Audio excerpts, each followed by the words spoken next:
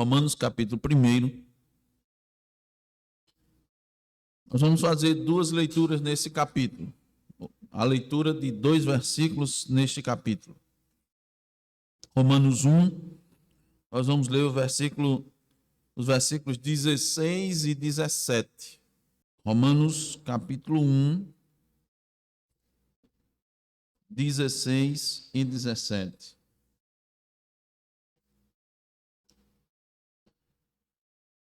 Diz a inerrante palavra de Deus: pois não me envergonho do evangelho, porque é o poder de Deus para a salvação de todo aquele que crê, primeiro do judeu e também do grego, visto que a justiça de Deus se revela no evangelho, de fé em fé, como está escrito: o justo viverá por fé. Amém. Vamos orar.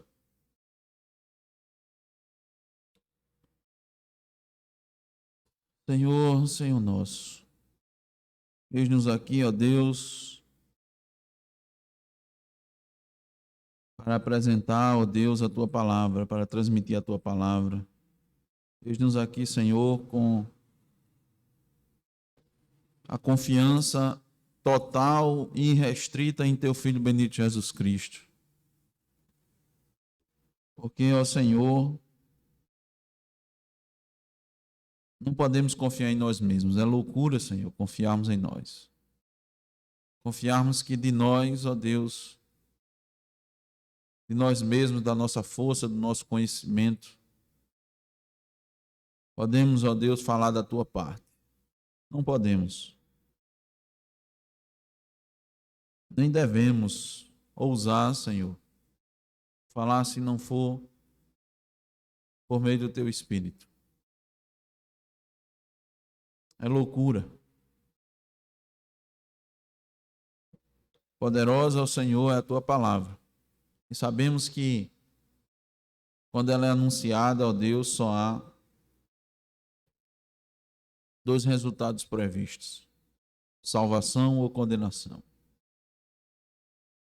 Sabemos, ó Deus, também que não podemos acrescentar, nem diminuir, nem retirar nada da Tua palavra. Todos os flagelos deste livro santo recairão sobre aqueles que ousarem adulterar, Senhor, a Tua palavra. E nós cremos, ó Deus, em Ti, cremos nas Tuas promessas e diante delas, Senhor, tememos e trememos. Por isso te rogamos, ó Deus, que nesse momento o Senhor esteja conosco. Assim como a Tua palavra, Senhor, é poderosa para salvar, do mesmo jeito, da mesma sorte, era para condenar. Então, ó Deus, nós te rogamos a Tua graça, para que a Tua palavra hoje, ela traga salvação. Ela, o Senhor, traga convicção de pecados. Ela traga, Senhor, também fortalecimento para aqueles que já estão curvados aos pés do Teu Filho. Para que eles, ó Senhor, não se envergonhem do Evangelho que eles pregam. Nos ajuda, ó Deus, nesse momento. Nós te pedimos no nome de Jesus. Amém.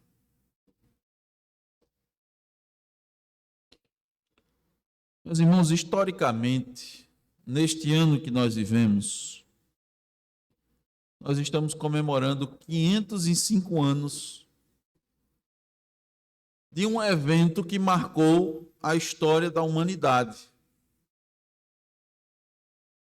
Um evento que impactou e transformou a sociedade, o mundo, sobretudo, principalmente no primeiro momento, a Europa, e foi irradiado para todos os outros continentes, países e continentes. Isso ocorreu há 505 anos atrás. E, simbolicamente, foi atribuída a data de 31 de outubro de 1517, para representar aquilo que a história registrou como a Reforma Protestante. Quando o monge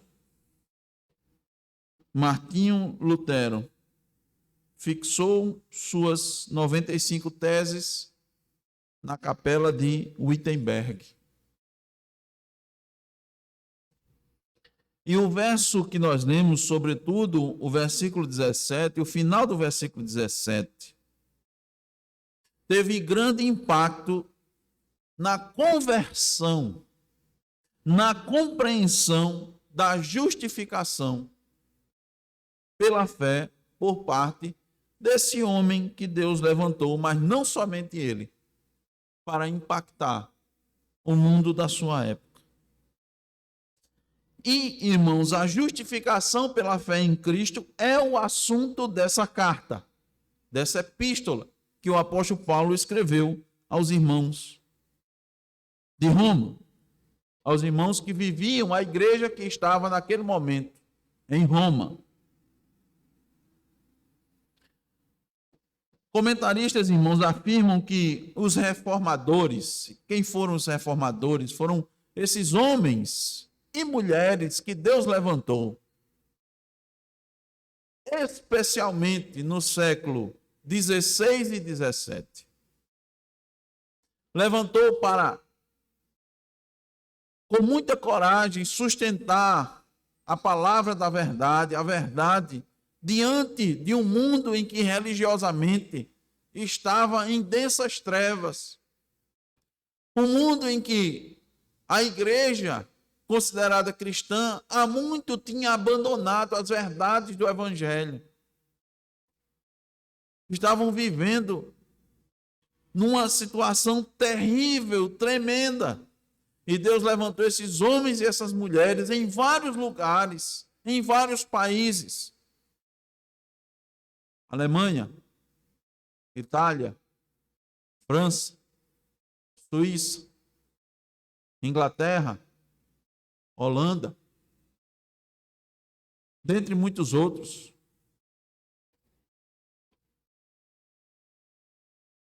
Para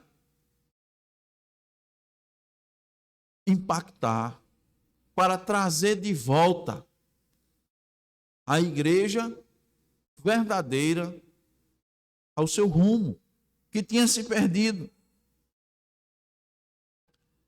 Então, os estudiosos da palavra afirmam que esses homens, que principalmente atuaram nesses dois séculos, 16 e 17, viam nessa carta do apóstolo Paulo aos Romanos como uma chave dada por Deus para o entendimento de toda a Escritura. Lembra, os irmãos, que eu falei pela manhã de revelação progressiva? Então, eles utilizaram esse livro e entenderam que esse livro ele era a chave para entender toda a Escritura. Por quê? Porque aqui o apóstolo Paulo aborda os maiores temas da Escritura.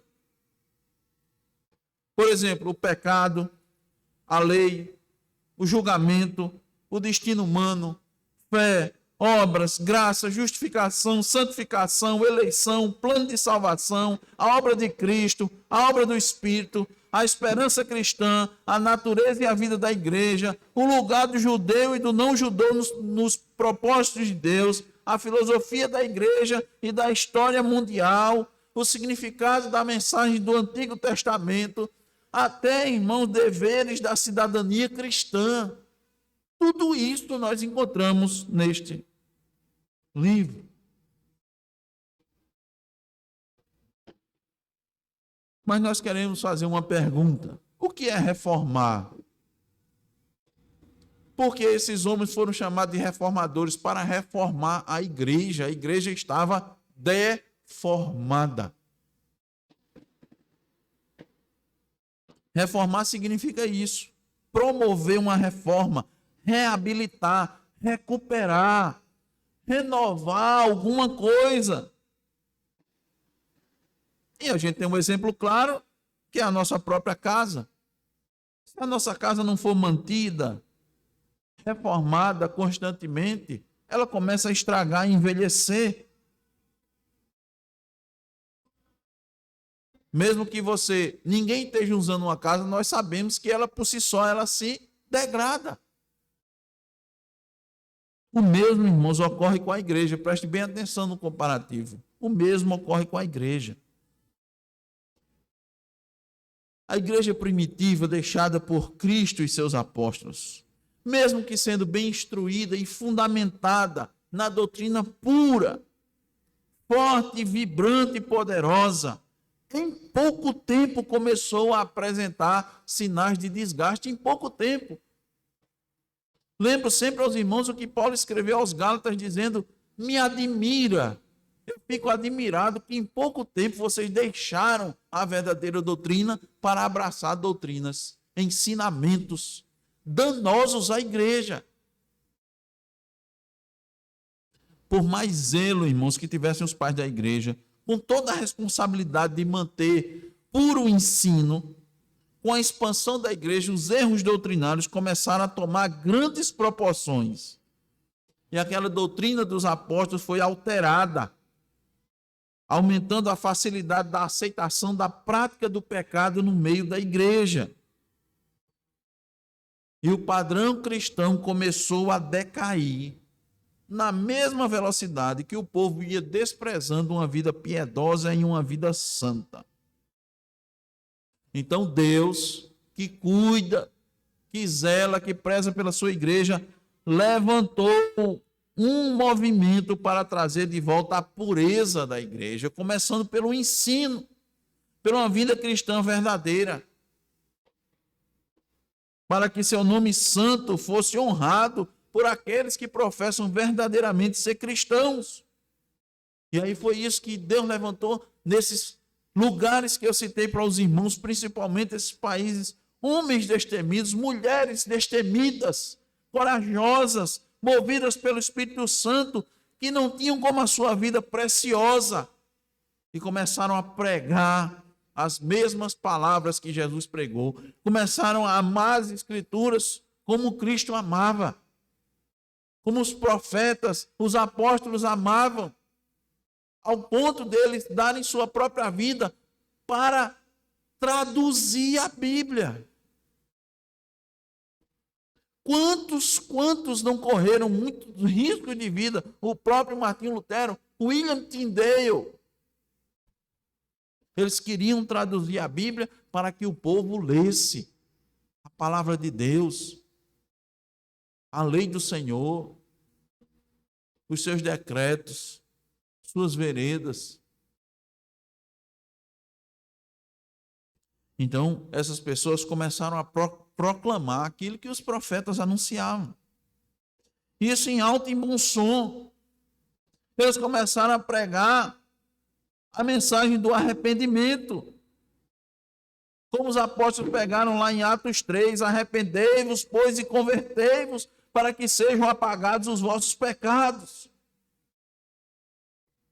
E Deus, irmãos, através dessa poderosa pregação da Escritura, uma pregação integral, sem maquiagem, sem engano, começou a conceder ouvidos para as pessoas, para que elas despertassem do sono, da conformação com seus pecados, para eles não viverem mais como o mundo, mas diferentes, como santos, com uma vida piedosa, com temor e tremor a Deus. Esse foi o movimento da reforma. Uma reabilitação profunda que aconteceu na doutrina e na vida prática dos cristãos. E ela, irmãos, eclodiu 5 séculos atrás. E eu pergunto, seria uma reforma dessa também significativa nos nossos dias? Seria aplicável na era em que nós estamos vivendo, que é a era da pós-modernidade? Hoje, com o título reforma uma necessidade dos nossos dias. Com base principalmente nos versículos que nós lemos, nós queremos retirar duas importantes lições que buscam responder à pergunta: por que é necessária uma reforma hoje na igreja? Por que isso é necessário?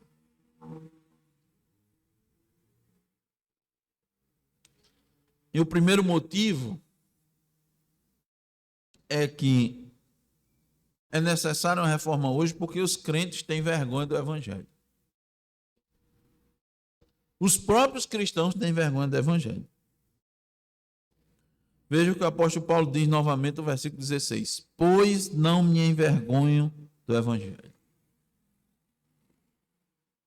Você fica perguntando, como é que um cristão pode ter vergonha do evangelho? Se ele é o poder de Deus para a salvação de pecadores, como alguém pode ter vergonha de algo que salva o pecador da morte eterna? É quem verdadeiramente livra a pessoa do fogo do inferno, que existe. Depois da morte não se acaba tudo, não.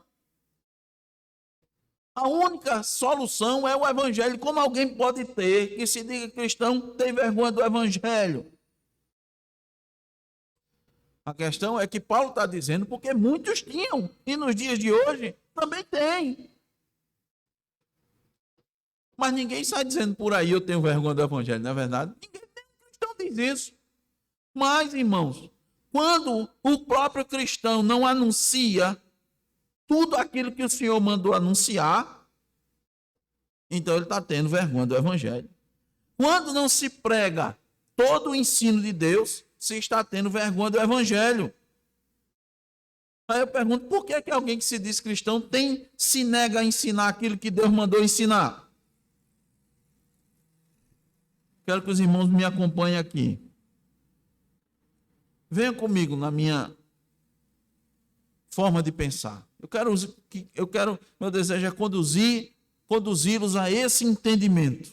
Peço que tenham bastante atenção.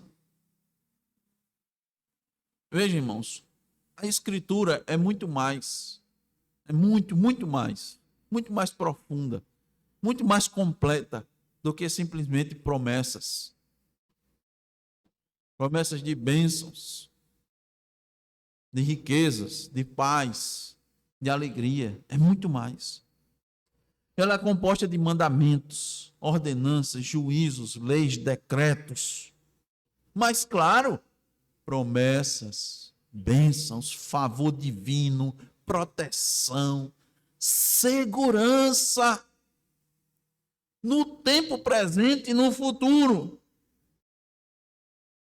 Só que quando se prega tudo isso conforme a palavra de Deus se apresenta, isso traz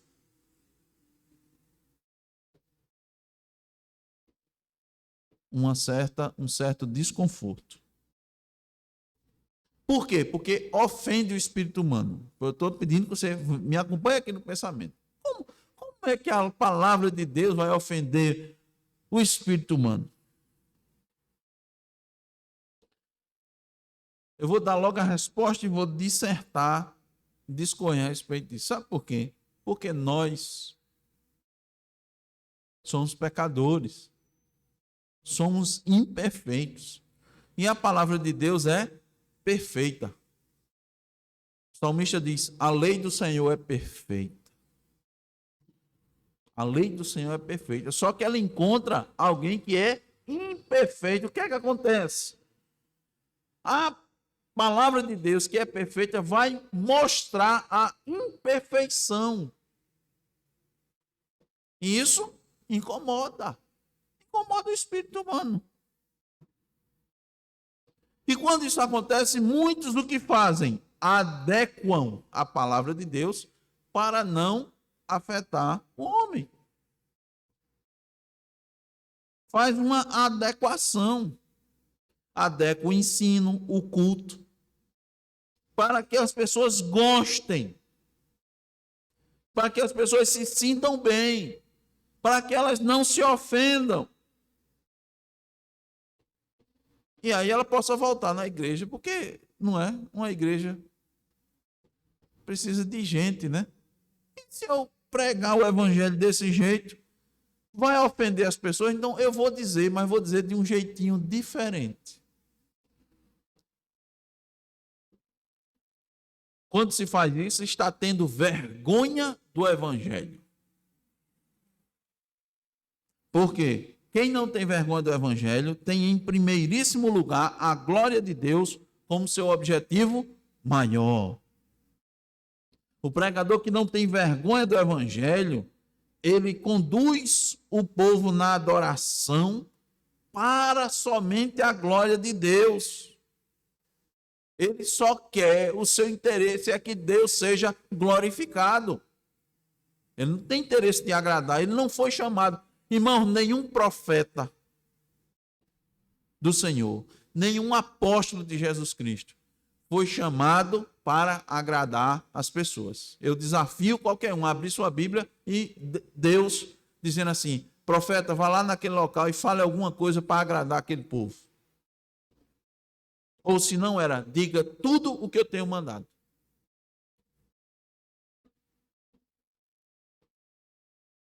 Então, quem não tem vergonha do evangelho, prega os estatutos, os decretos, prega os juízos de Deus, sim.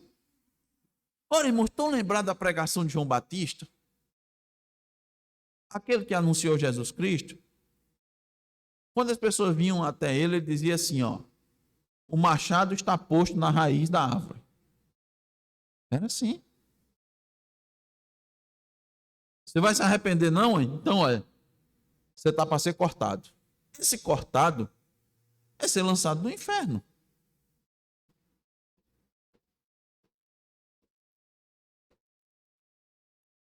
Como é que você tem vergonha do evangelho? Você não fala desse jeito. Você diz assim: olha, meu irmão, se arrependa, porque é muito ruim, né?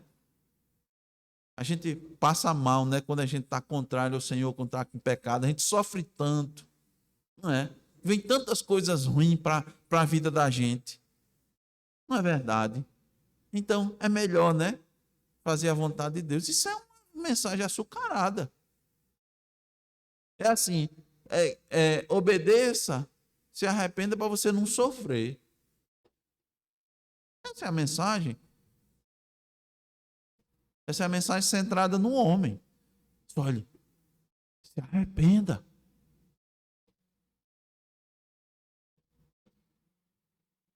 Porque você está ofendendo ao Deus Santo. Se arrependa dos seus pecados. Porque seu destino vai ser a perdição eterna.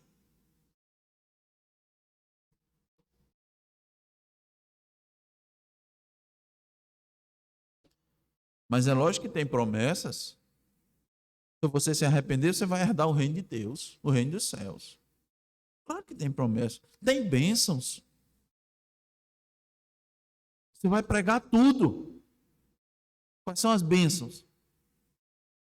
Ó, tu vai ter uma paz que o mundo não consegue te dar.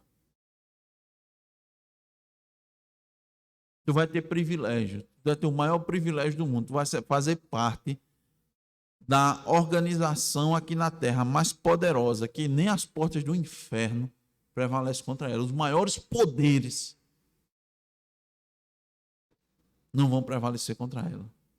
Tu vai ter um lugar garantido no céu. Não é porque pelo que tu vai fazer, não, porque tu não tem condições de fazer nada para garantir. É porque é por graça, é por bondade, é por misericórdia.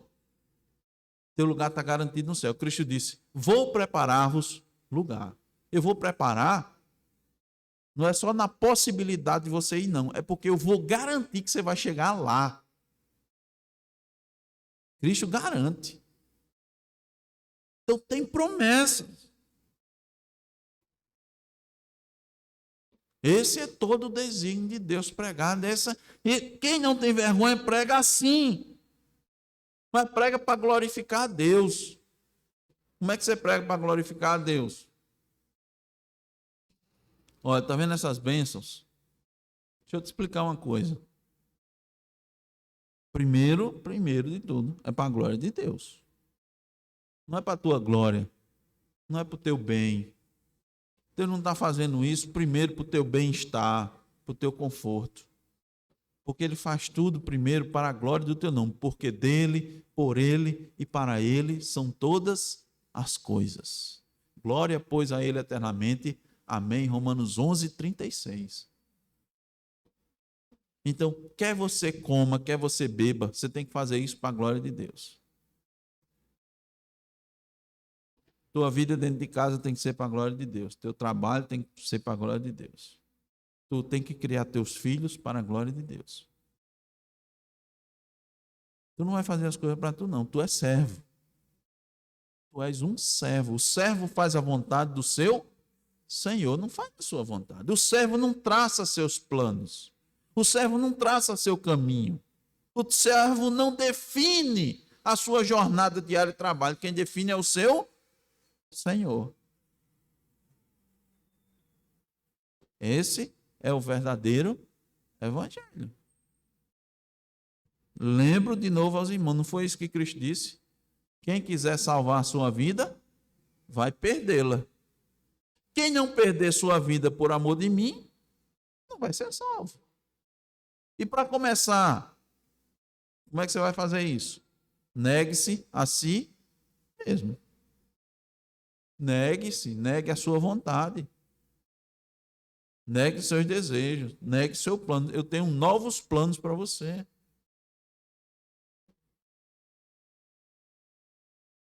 Esse é o verdadeiro evangelho, mas as pessoas têm vergonha, as pessoas querem dizer.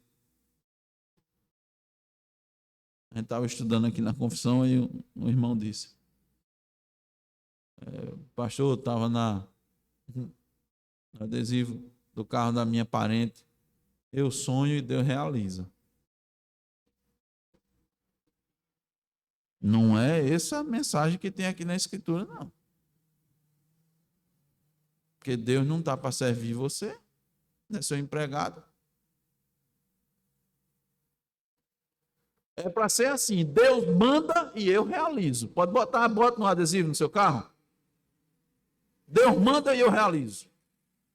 Esse é o verdadeiro evangelho. Vamos para o exemplo na Escritura do profeta Jeremias. Vamos lá. Quem tem vergonha, quem não tem vergonha do evangelho, faz como Jeremias. Deus chamou Jeremias, lhe ordenou que fosse pregar a sua palavra. Olha o que é que Cristo diz a Jeremias. Jeremias 26, 2. Ele diz assim: assim diz o Senhor: põe-te no átrio da casa do Senhor e dize a todas as cidades de Judá, aquelas que vêm adorar a casa do Senhor, todas as palavras que eu te mando lhes digas, não omitas nenhuma palavra sequer. É assim. Eu mando e você faz. Então, tudo que eu disser, tudo que eu lhe repassar, você vai dizer ao povo. Muito bem. Jeremias fez como Deus disse. Sabe como é que o povo reagiu? E ele disse exatamente, irmãos, ele não tirou uma vírgula. No versículo 8 diz assim: tendo Jeremias acabado de falar tudo quanto o Senhor lhe havia ordenado que dissesse a todo o povo, lançaram a mão dele os sacerdotes, os profetas, os religiosos, viu? Sacerdotes, profetas, e todo o povo dizendo: serás morto. O que ele fez? Ele só disse o que Deus mandou.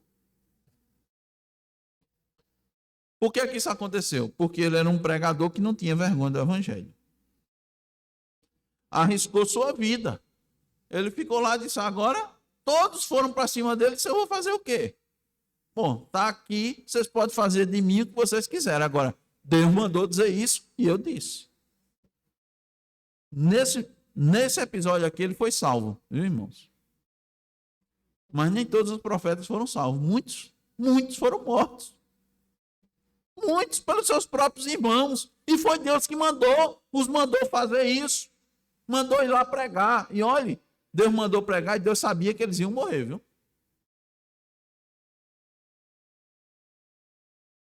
Ou Deus não sabia? não é soberano? Ele não é onisciente? Sabia. O pregador que tem vergonha do evangelho não anuncia ao pecador a parte da palavra de Deus que vai feri-lo. Porque vai ferir. Não tem como não ferir. Por isso que Paulo disse: eu não me envergonho do evangelho. Quer ele fira, quer ele não fira. Eu não me envergonho. Irmãos, eu quero que os irmãos acompanhem aqui. Atentem bem, porque essa palavra é a palavra de Deus. Veja o que o apóstolo Paulo disse nesta epístola aqui aos Romanos. Quero que os irmãos estão aí em Romanos 1, vão acompanhando aqui comigo. Os irmãos vão folheando aos pouquinhos. Eu vou citar várias passagens daquilo que Paulo disse. Os irmãos vão poder comprovar nas suas Bíblias. E eu quero mostrar para os irmãos que quem tem vergonha do evangelho nunca vai dizer aquilo que Paulo disse. Vamos aí.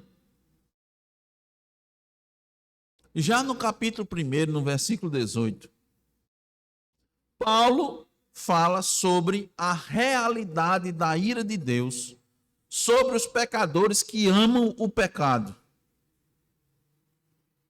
Eu vou ler para os irmãos. Olha, a ira de Deus se revela do céu contra toda impiedade e perversão dos homens que detêm a verdade pela injustiça. É o amor de Deus ou é a ira? A ira. Romanos 1,18. De propósito, eles trocam a verdade pela injustiça. Sobre eles está o quê? A ira de Deus. No versículo 20, Paulo anuncia que qualquer homem que pode ver claramente os atributos invisíveis de Deus que estão na criação, esses que vêm, que não glorificam a Deus, vão ser indesculpáveis. Não vai haver desculpa. Pode ver aí no versículo 20. No 23, ele diz que os pecadores estão enganados, pois eles pensam ser sábios, mas não passam de loucos. Preste atenção, Paulo chamou os pecadores de loucos. Olha que pregador ousado, chamando as pessoas de loucos.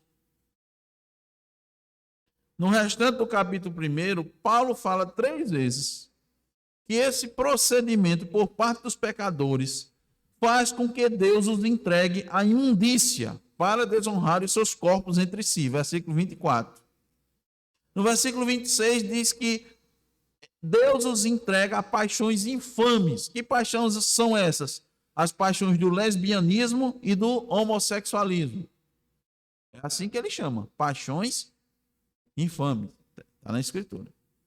E também Deus nos entrega a disposições mentais reprováveis, versículo 28, para cometerem toda sorte de pecados que estão relacionados entre os versículos 29 e 31.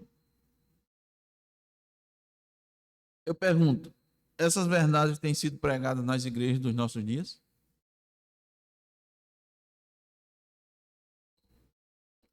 Mas não acabou, não. Vamos continuar na carta. Agora vamos para o capítulo 2, versículo 4. Aqui Paulo diz que os homens são ignorantes e não sabem sequer que o arrependimento somente é Deus quem pode conceder. O homem se arrepende, mas é Deus que concede o arrependimento. No versículo 12, ele nos diz uma coisa muito dura, mas que é verdade. Quem morrer sem ouvir o evangelho vai perecer. Pode olhar aqui, tá? Romanos 2, 12. Ele diz isso. Vamos agora para o capítulo 3. Entre os versículos 10 e 18, ele diz como é o coração do homem. Ele revela o que está no coração do homem. Como a espada, como a palavra de Deus é espada, faz uma abertura cirúrgica e mostra tudo o quanto tem dentro do coração. Está lá, só você ler. Romanos 3, do 10 ao 18. É isso que está dentro do coração. Infelizmente, tristemente, muitos dizem: ouça o seu coração. Ouça o seu coração. Mas não é isso que a Bíblia diz, não. Jeremias 17:9 diz: enganoso é o coração mais que todas as coisas. Como é que você vai ouvir seu coração? Você tem que ouvir a voz de Deus. Você tem que ouvir a palavra, não o seu coração. Irmãos, Paulo fecha o capítulo 3 dizendo que ninguém vai ser justificado diante de Deus pelo cumprimento da lei. No capítulo 4, ele anuncia que a salvação, tanto no Antigo quanto no Novo Testamento, se dá pela fé. E cita Abraão como exemplo, dizendo que o nosso pai Abraão foi justificado pela fé, independentemente das obras da lei. No capítulo 5, ele mostra que a nossa justificação se dá pela fé. Ele diz, começa o capítulo dizendo: justificados, pois, mediante a fé, temos paz com Deus por meio de nosso Senhor Jesus Cristo. Então, quem não é justificado não tem paz com Deus, mas só tem paz com Deus quem é justificado pela fé.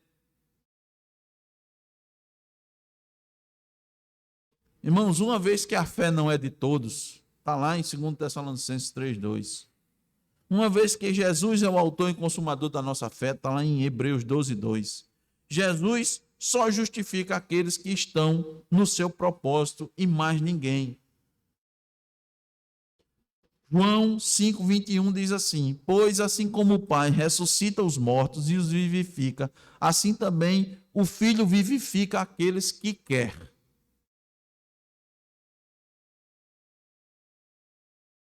E no versículo 12, Paulo afirma, sem nenhuma vergonha, que o pecado dos nossos primeiros pais contaminou todos os homens. Todos foram contaminados pelo pecado, sem exceção. Assim como por um só homem entrou o pecado no mundo e pelo pecado a morte, assim a morte passou a todos os homens.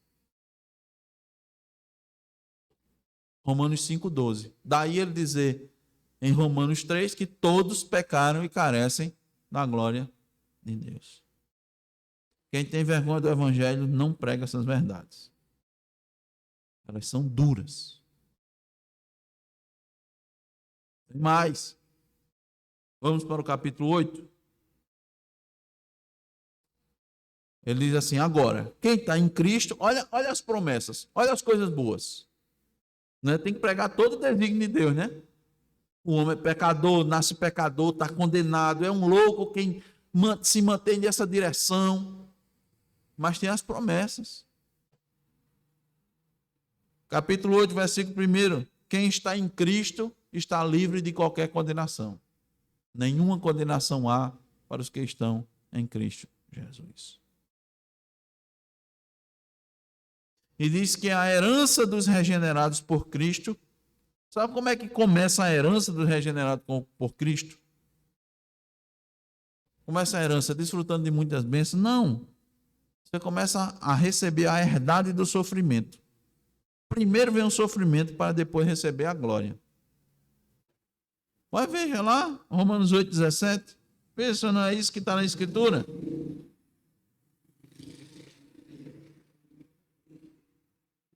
Ora, se somos filhos, somos também herdeiros, herdeiros de Deus e co-herdeiros com Cristo.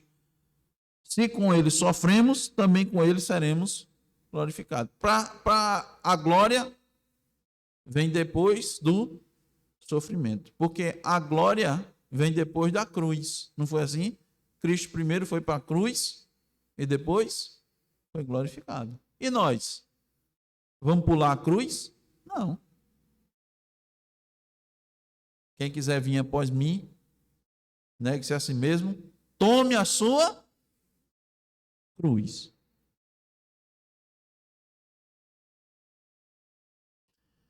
No versículo 23, ele nos diz que o sofrimento é uma realidade da vida de todos os homens. E os crentes não estão isentos disso. É o inverso. Porque os que exatamente o inverso dos que pregam aqueles que têm vergonha do evangelho. Tem muitos por aí dizendo que sofrimento, provação, perseguição são sinônimos de abandono de Deus, de maldição. Mas a Bíblia não está dizendo isso. Todos aqueles que querem viver piedosamente sofrerão perseguições. Sermão do Monte. Bem-aventurados, mais do que felizes vocês são, quando vos injuriarem e perseguirem e disserem todo mal contra vós. Regozijai-vos, porque grande vai ser o vosso galardão. Mas isso é quando acontecer por causa do Evangelho. Cristo disse: no mundo tereis aflições. Se o mundo me odeia, vai odiar vocês também. Isso daqui, irmãos, é todo o Evangelho. Vamos para o capítulo 9.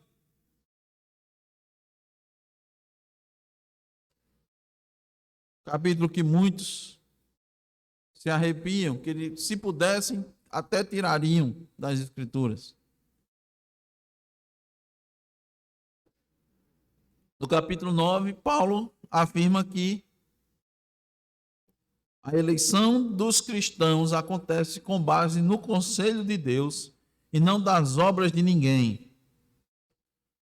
Pode olhar isso nos versículos 11 e 12 do capítulo 9. No versículo 15, Paulo diz que Deus derrama sua graça sobre quem ele quer. E no versículo 16 diz: não depende das obras, não depende do querer da pessoa. Depende de Deus. E no versículo 18, ele é muito claro. Paulo diz: Deus salva quem quer e endurece a quem ele quer. Está na Escritura. É só você ler. Romanos 9, 18. Por que é importante pregar todas essas coisas? Porque quem não ouve essa pregação vai continuar nos seus delitos e pecados. Quem não ouve essa pregação não vai entender a sua necessidade de arrependimento. Não vai. Porque ele pensa que está debaixo do amor de Deus. Mas, na verdade, está debaixo da ira. Por quê? Quem se mantém rebelde contra o Filho não verá a vida, mas sobre ele permanece a ira de Deus. João 3, 36.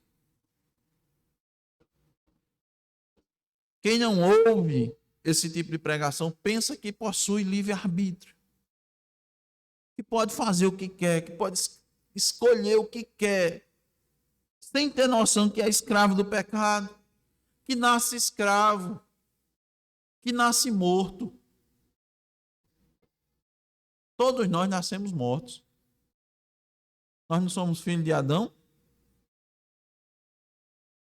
Depois da queda, todos nasceram mortos. Efésios 2, 1 diz: ele vos deu vida, estando vós mortos. Por que estava morto? Porque nasceu morto. Espiritualmente morto. Biologicamente, todos nascemos vivos. Respirando, abre os olhos, com o tempo enxerga, ouve. Mas espiritualmente, morto. Essa é a primeira lição que nós tiramos do texto. Por que é preciso uma reforma hoje? Porque os próprios cristãos têm vergonha do verdadeiro evangelho. Em segundo lugar, porque a justiça de Deus se revela neste evangelho. A justiça de Deus só se revela no verdadeiro evangelho. Olha o versículo 17. Visto que a justiça de Deus se revela no evangelho, de fé em fé, como está escrito: o justo viverá por fé.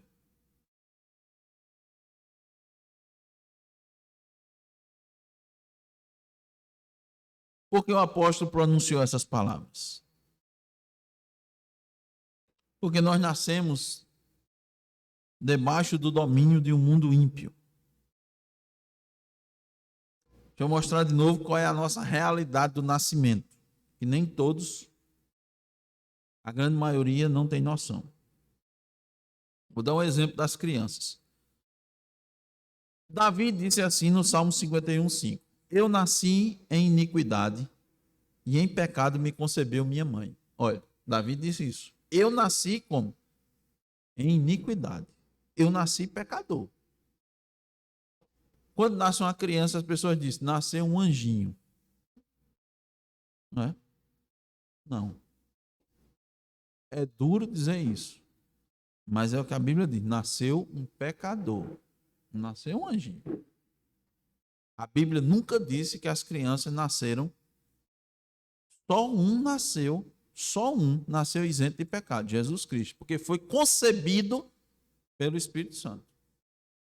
O resto nasceu em pecado. Todos.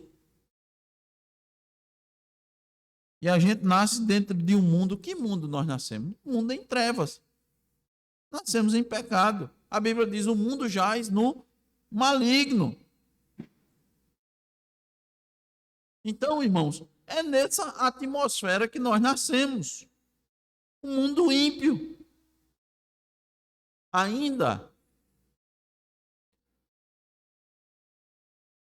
em Efésios capítulo 2, Paulo nos diz que nós somos, por natureza, filhos de Deus. Pode olhar na sua Bíblia aí. Por natureza, Efésios 2:3, somos filhos da ira.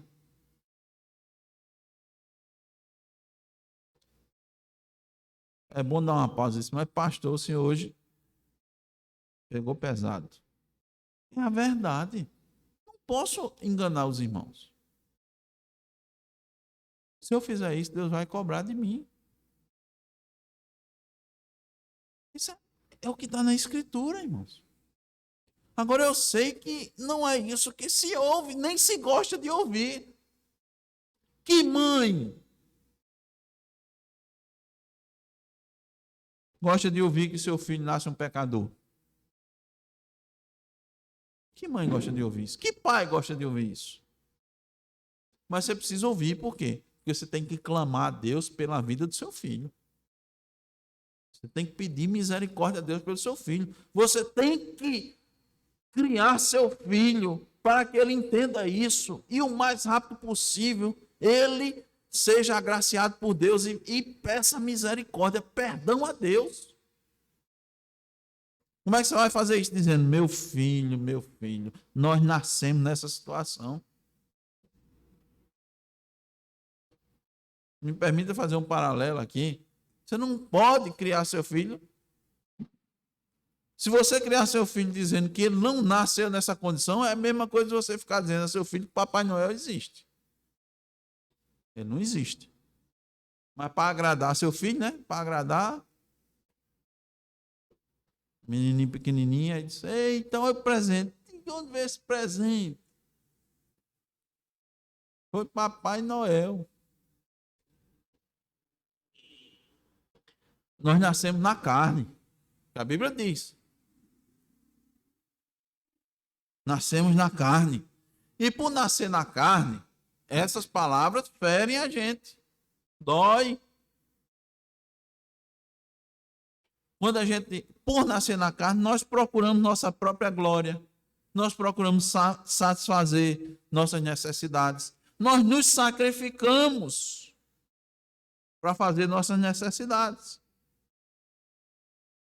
Por isso que Jesus Cristo disse lá em João 5,44. Como podereis crer, vós os que aceitais glória uns dos outros? Um elogia o outro, recebe glória um do outro. A carne é só o que quer. Eu estou dizendo, irmãos, que a minha carne também quer. A minha carne quer ser glorificada, afagada.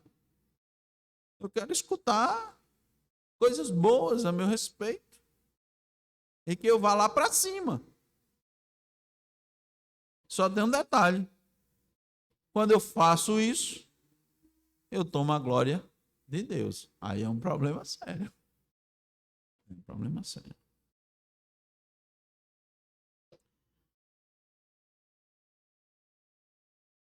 na carne, irmãos, leva a isso, procurar nossa glória. Achar que nós temos méritos, achar que nossas obras são boas, que nós somos cheios de boas obras, que Deus vai nos aceitar assim como nós somos. Deus vai entender. Não, eu vou me apresentar e Deus vai entender. Deus vai me entender. Isso é autoilusão. Você está se iludindo. Você olha para o seu irmão, ou olha para o seu vizinho, o seu conhecido, e diz: rapaz, tem gente pior. Então Deus está vendo isso. Ele fez assim, eu não fiz, eu fiz diferente. Deus vai contabilizar lá um pontinho positivo. Não é possível que quando eu chegar lá eu tenha mais negativo do que positivo. Isso é o que a nossa natureza ela diz, só que a Bíblia não diz isso. Sabe o que é que a Bíblia diz sobre as nossas melhores obras? É só você ler. Leia Isaías 64, 6.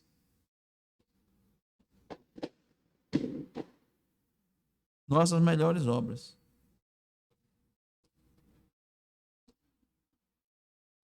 Ainda fazendo referência a esse reformador que nós dissemos, ele elaborou um hino que até hoje é um dos mais cantados.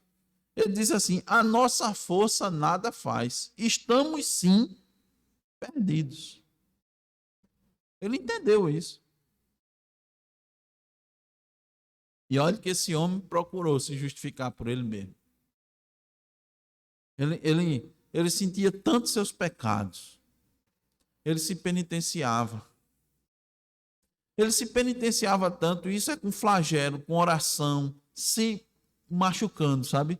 Batendo nele mesmo, porque ele sentiu o peso do pecado e ele não conseguia se livrar do pecado. Ele era tanto assim que tinha uma pessoa que sempre cuidava dele, seu tutor, né? Ele ficava com pena, disse: pare com isso, vai, pare com isso. Até que ele entendeu: o justo viverá por fé.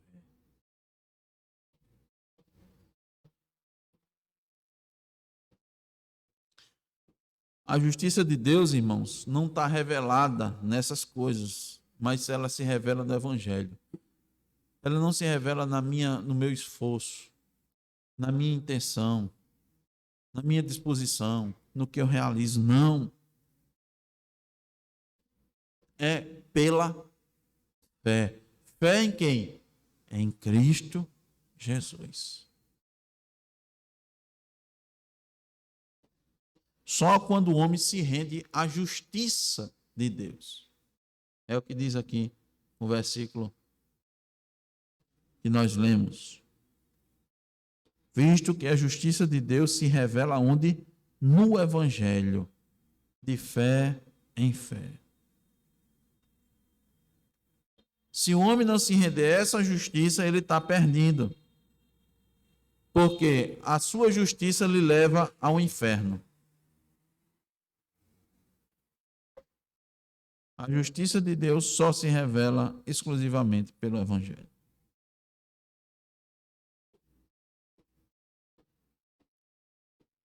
Parem e pense um pouco.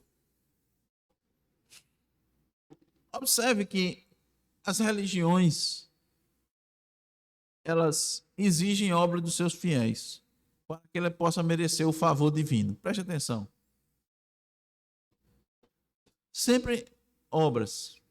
Obras, entenda aquilo que o homem faz. Você faz, e aí Deus reconhece, e você merece o favor divino. Preste atenção, se não é assim.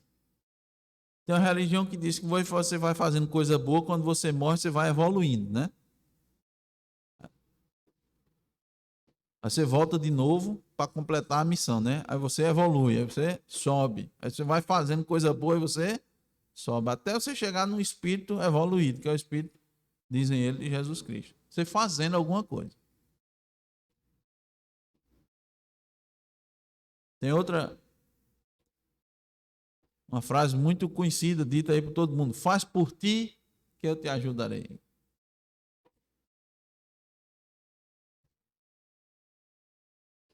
Todas as religiões.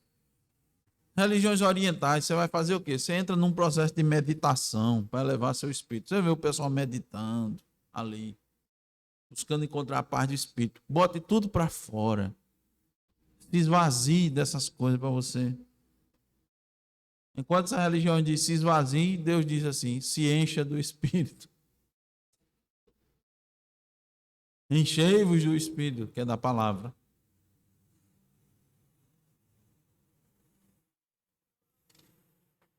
Irmãos, o cristianismo é a única religião do mundo.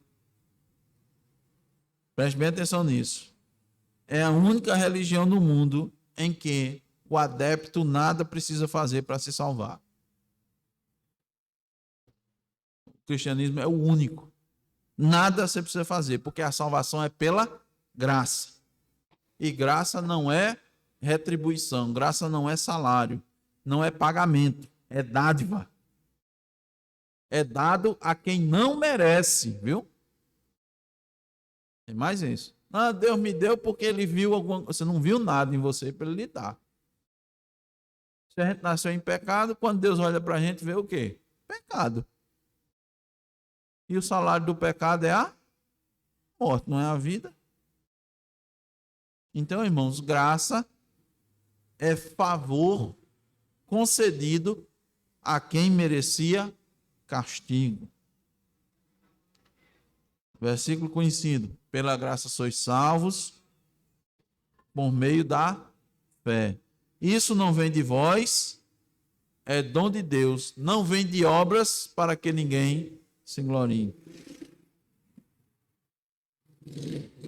É por isso que a reforma nos nossos dias é necessária. É por isso que a reforma nos nossos dias é necessária. Assim como foi no passado. Por quê? Porque a doutrina da salvação pela graça foi abandonada. O povo perece hoje porque também pensa que a salvação é pelas obras. Continua pensando como era no passado. As pessoas faziam esforços, faziam penitências, pagavam para ser salvos. Não era assim? Era. Isso foi na época dos reformadores, século XVI e século XVII.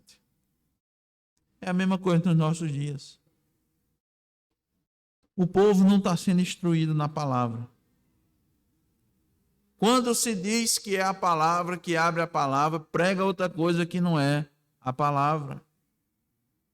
Então, hoje, nos nossos dias, a reforma é necessária, porque a justiça de Deus se revela no Evangelho. Por incrível que pareça, heresias pregadas no passado por Pelágio ainda estão presentes, fortes. Heresias defendidas pelos discípulos de Jacob, armínios, estão presentes na esmagadora maioria das igrejas ditas evangélicas do nosso país. Eu quero lembrar os irmãos, para finalizar, que a reforma do século XVI e XVII não foi a única reforma que ocorreu. Eu digo 16 e 17 porque a reforma perdurou assim um bom tempo. No século VI, antes de Cristo, o rei Asa empreendeu as ousadas reformas entre o povo. O rei Joás, Ezequias, Josias, que achou o livro da lei, leu-o para o povo, renovou a aliança com Deus sob juramento solene. Houve reforma. E sabe como era a reforma? Como começava a reforma? Pega a palavra. Traz a palavra. Abre a palavra. Como é que temos que fazer? Não é segundo o nosso pensamento, é segundo a palavra. João Batista pregou todo o desígnio de Deus para reformar os religiosos do seu tempo. E depois veio o Salvador, Jesus Cristo, que pregou a mesma mensagem de João Batista, irmão. Você vai ler na sua Bíblia, no Evangelho.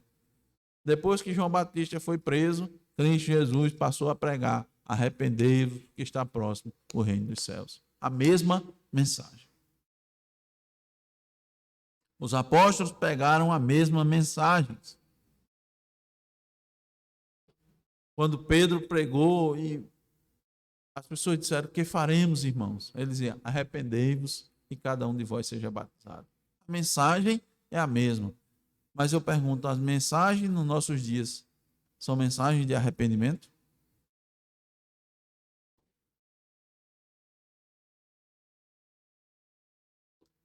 A reforma nos dias de hoje é necessária porque o povo está longe da Escritura. Devia estar próximo, mas está longe. Então Deus levantou homens para reabilitar as suas verdades. E quanto nós precisamos disso hoje? Quanto a igreja do Senhor precisa? Porque muitas que se dizem cristãs estão a quilômetros de distância da verdade. Estão enaltecendo o homem. Estão comprometendo a glória de Deus. Estão ensinando que a salvação é através de uma parceria entre a vontade do homem e a graça de Deus. Foi assim no passado. Nós não devemos nos envergonhar do Evangelho.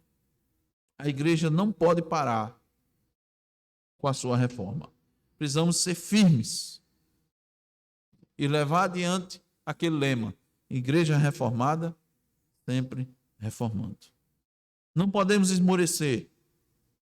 Devemos desejar o verdadeiro evangelho, a verdade. Essa é a que salva. Ela é dura, ela ofende, mas ela salva. Não podemos nos contentar com nada menos do que o desígnio de Deus. Não devemos desejar o que é falsificado, adocicado, adaptado à vontade do homem. Por quê? Porque o evangelho, o verdadeiro evangelho, é o poder de Deus para a salvação de todo aquele que crê. Que Deus nos mantenha firmes, irmãos, avantes, renovando a igreja dos nossos dias. Amém.